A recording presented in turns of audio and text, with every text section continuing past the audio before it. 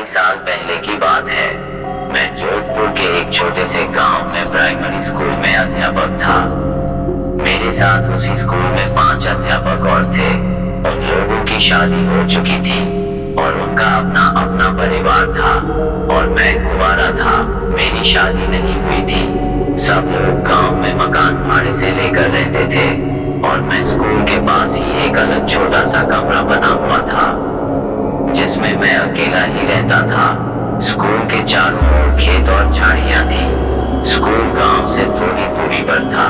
School में बिजली नहीं थी और मैं अकेला अपने कमरे में लालटेन जला के खाना बनाता और खाकर सो जाता था।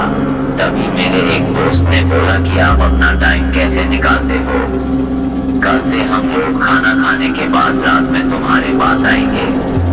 तुम्हारा भी थोड़ा हंसी मजाक में टाइम पास हो जाएगा।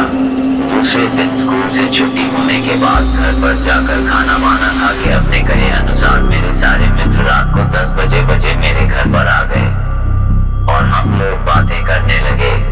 थोड़ी रात बीत गई, तभी हमारे एक मित्र ने कहा कि यहाँ पर ना तो बिजली है ना तो टीवी है।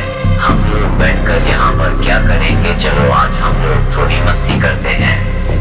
दूसरे मित्र ने बोला हम अपने साथ ताश के पत्ते लाए हैं, चलो खेलते हैं। और हम लोग लालटेन को जलाकर उसके सामने बैठकर ताश खेलना चालू कर दिया। थोड़ी देर बाद गर्मी लगने लगी तो हमने सारी खिड़कियां खोल दी तो अच्छी हवा आने लगी और हम लोग ताश खेलने में व्यस्त हो गए। तभी हमारे तीसरे मित्र ने बोला कि हमारे पास बीड़ी और माचिस भी है, बोलो तो बीड़ी सुलगाए। हम लोगों ने बोला क्यों नहीं। तो हमारे मित्र ने 4 बीड़ी जलाई। सबने एक एक बीड़ी अपने हाथ में ले ली। तभी एक मित्र ने बोला अरे मुझे भी तो पिलाओ। हमने हंसकर बोला क्यों मजाक कर रहे हो? अभी तो तुमने बीड़ी अपने हाथ में ली थी। तो उसने बोला कि हमको तो दिया ही नहीं। हमको लगा कि यह मजाक कर रहा है और हमने यह बात हंसी में टाल दी। दूसरे दिन मेरे मित्र लोग मेरे घर पर फिर से आ गए और बीड़ी ताश के पत्ते खेलने लगे। ये सिलसिला फिर देर रात तक चलता रहा। तभी मुझे लगा कि खिड़की से कोई लंबा सा हाथ अंदर आया और मेरी बीड़ी लेकर चला गया। तब तो मानो कि मेरे होश उड़ गए, लेकिन उसका चेहरा हमें दिखाई नहीं दिया क्योंकि बाहर अंधेरा था और अंदर लालटेन धीमी जल रही थी। ये घटना 4-5 दिन तक मेरे साथ होती रही।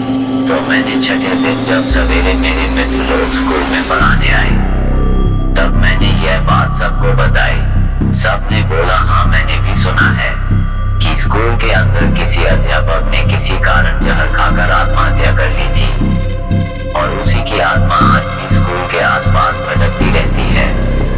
तो एक दिन एक मित्र ने बोला आज हम उससे पूछेंगे कि आप कौन हो, क्या पता कोई आदमी ही हो और हमारी तरह वह भी रात में टाइम पास करने आता हो।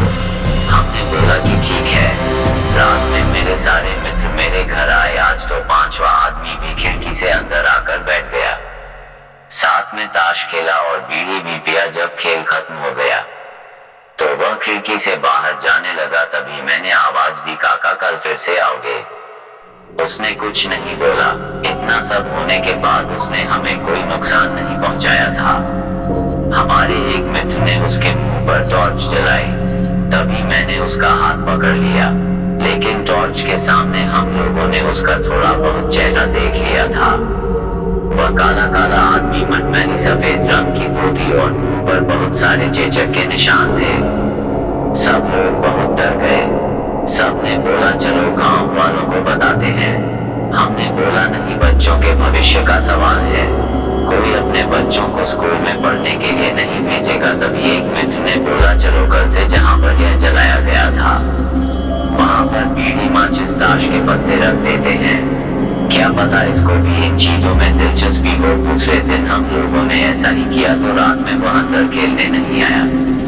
हम लोग ऐसा 4-5 दिन में एक बार रख के आ जाते थे। एक बार गांव वालों ने देख लिया और पूछा तो हमने सारी बातें बता दी। तब से आज भी